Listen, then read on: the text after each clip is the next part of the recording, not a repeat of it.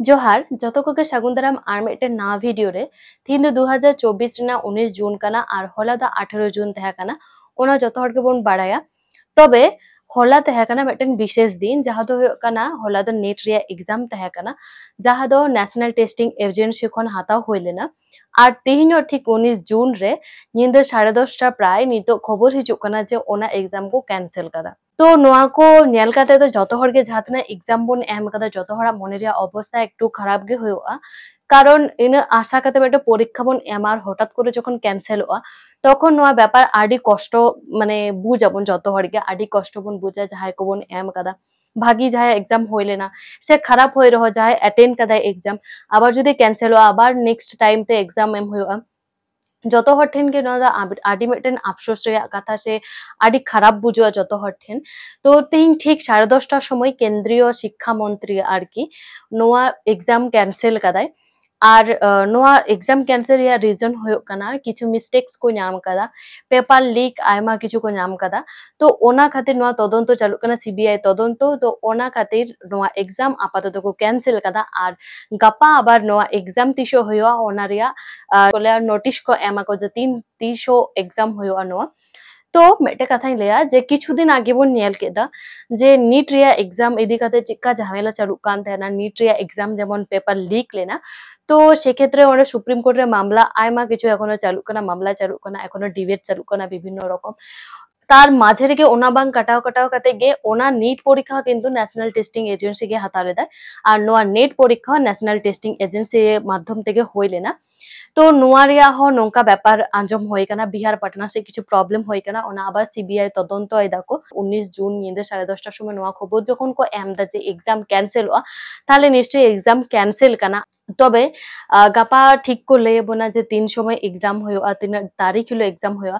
तो नोआ दो कोनो पॉलिटिकल पर्पस ते नोआ वीडियो बाइन करा दा से इन पॉलिटिक्स रे कोनो जड़ित बनुया मेटेन कारण ते नोआ वीडियो इन कराव दा एक्चुअली आडी आशा काते जतो गिदरा गे परीक्षा बोन एमा इनहो ओना लगी ते मेटे ब्लॉग होइन कराव कदा गपा पब्लिश रिया कथा थाया कान दिया तो ओना खातिर नोआ जखन खबर इन आंजम केदा आर इन विशेष करे कोलकाता खन नोंडिं हे कना दुर्गापुर तो जतो हर के आबार आयमा गिदरा मेना बोना जे आडी माने प्रिपारेशन हाताव काते एग्जाम बोन एमा से आयमा किछु आशा काते बोन एमा जे निये दाव हयतो इन भागी परीक्षा होय कान दिया हयतो पास रही पास दाड़िया जीआरएफ होय नाम दाड़िया आयमा किछु भागी हयतो अनेक हड़ा एग्जाम होय काना आबा जहाय को भागी बांग होय काना उनको अटेंड कदा बोन जेहेतु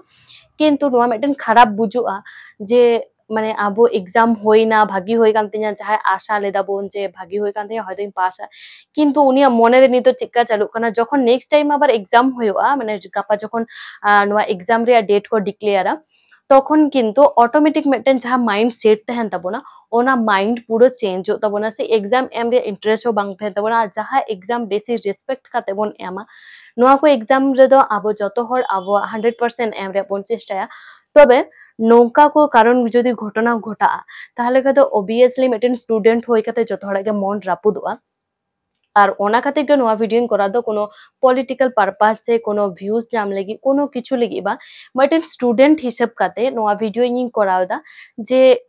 ठीक আছে जहां आयमा स्टूडेंट मेना को उनको इन भागी को बढ़ा कदा इन भागी को रिजल्ट किया किंतु नोआ एग्जाम जे कैंसिल ना बार बार नोआ एग्जाम हताव रे व्यापार माने तीनटा खराब मेटेन परिस्थिति होयो कना दिन के दिन कारण जतो हर जहां को एग्जाम रे बोन भरसा काते बोन तहना ओना को एग्जाम के जदि नोंका होयोआ ताहले का दो स्टूडेंट को लाइफ रे तीनटा इफेक्ट पड़ा से माने जे को ले पढ़ाव रे तीन इफेक्ट पड़ा जे मिटेन परीक्षा एम कते बोन हे कदा ऑलमोस्ट नितो आयमा हर नितो को लेदा जे परीक्षा एम कते होलागे परीक्षा ले एम किदा आबार तिहिंगे को कैंसिल किदा आबार गापा के डेट को लेया जे 30 एग्जाम होयोआ नोंका जदि परपर चालुआ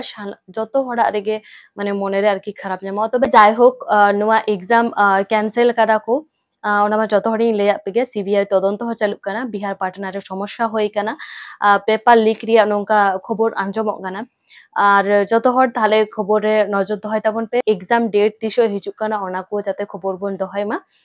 তাহলে চলো তিন লেখা তো নোডেকে ভিডিও মুচাদা আর হ্যাঁ একদম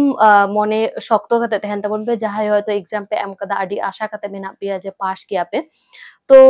কোনো ব্যাপার বান যদি প্রিপারেশন ভাগি থান তাপে নেক্সট যখন এক্সাম হয়োয়া ওনা নিশ্চয় ভাগি হয়ে তাপে তো যত কোগে বাই।